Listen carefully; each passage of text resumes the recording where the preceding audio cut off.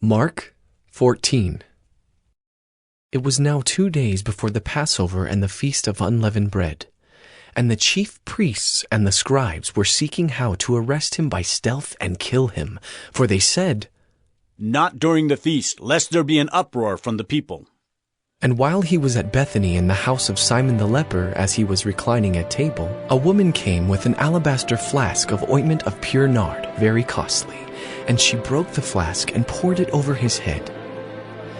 There were some who said to themselves indignantly, "Why was the ointment wasted like that? For this ointment could have been sold for more than 300 denarii and given to the poor." And they scolded her. But Jesus said, "Leave her alone. Why do you trouble her? She has done a beautiful thing to me. For you always have the poor with you, and whenever you want, you can do good for them. But you will not always have me. She has done what she could. She has anointed my body beforehand for burial. And truly I say to you, wherever the gospel is proclaimed in the whole world, what she has done will be told in memory of her." Then Judas Iscariot, who was one of the 12, went to the chief priests in order to betray him to them. And when they heard it, they were glad and promised to give him money, and he sought an opportunity to betray him.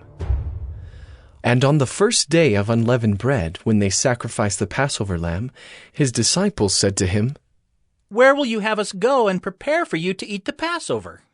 And he sent 2 of his disciples and said to them, "Go into the city, and a man carrying a jar of water will meet you. Follow him, and wherever he enters, say to the master of the house, 'The teacher says, where is my guest room, where I may eat the Passover with my disciples?' And he will show you a large upper room, furnished and ready. There prepare for us." And the disciples set out and went to the city and found it just as he had told them, and they prepared the Passover. And when it was evening, he came with the 12. And as they were reclining at table and eating, Jesus said, "Truly I say to you, one of you will betray me, one who is eating with me." They began to be sorrowful and to say to him one after another, "Is it I?" He said to them, "It is one of the 12, one who is dipping bread into the dish with me. For the Son of Man goes, as it is written of him, but woe to that man by whom the Son of Man is betrayed. It would have been better for that man if he had not been born."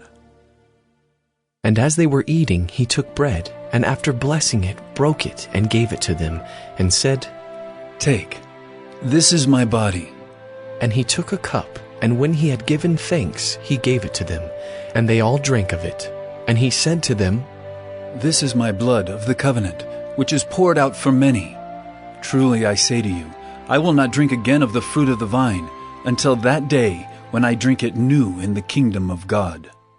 And when they had sung a hymn, they went out to the Mount of Olives. And Jesus said to them, "You will all fall away, for it is written, I will strike the shepherd, and the sheep will be scattered.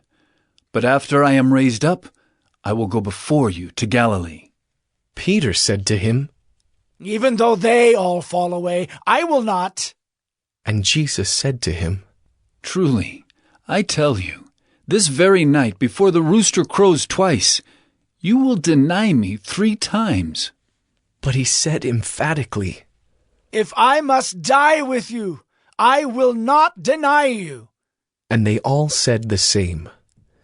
And they went to a place called Gethsemane, and he said to his disciples, "Sit here while I pray." And he took with him Peter and James and John, and began to be greatly distressed and troubled.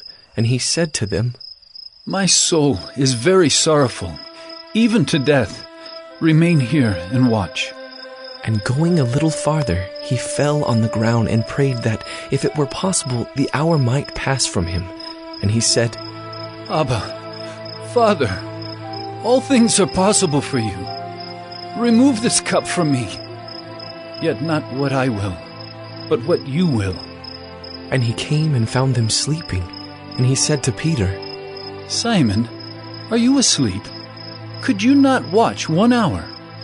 Watch and pray that you may not enter into temptation. The spirit indeed is willing, but the flesh is weak." And again he went away and prayed, saying the same words. And again he came and found them sleeping, for their eyes were very heavy, and they did not know what to answer him. And he came the third time and said to them, Are you still sleeping and taking your rest? It is enough, the hour has come. The Son of Man is betrayed into the hands of sinners. Rise, let us be going. See, my betrayer is at hand. And immediately while he was still speaking, Judas came, one of the 12, and with him a crowd with swords and clubs from the chief priests and the scribes and the elders. Now the betrayer had given them a sign, saying, The one I will kiss is the man. Seize him and lead him away under guard. And when he came, he went up to him at once and said, Rabbi. And he kissed him. And they laid hands on him and seized him. But one of those who stood by drew his sword and struck the servant of the high priest and cut off his ear.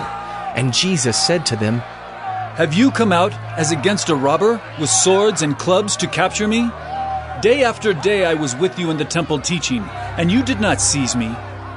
But let the scriptures be fulfilled. And they all left him and fled. And a young man followed him with nothing but a linen cloth about his body. And they seized him, but he left the linen cloth and ran away naked. And they led Jesus to the high priest, and all the chief priests and the elders and the scribes came together. And Peter had followed him at a distance right into the courtyard of the high priest, and he was sitting with the guards and warming himself at the fire. Now the chief priests and the whole council were seeking testimony against Jesus to put him to death, but they found none. For many bore false witness against him, but their testimony did not agree.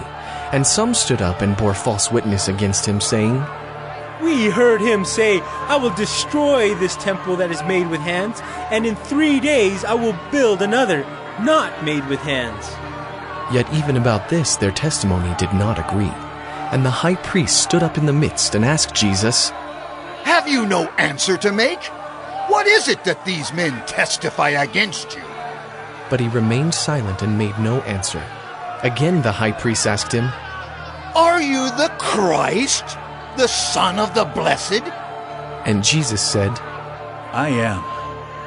And you will see the Son of Man seated at the right hand of power, and coming with the clouds of heaven. And the high priest tore his garments and said, What further witnesses do we need?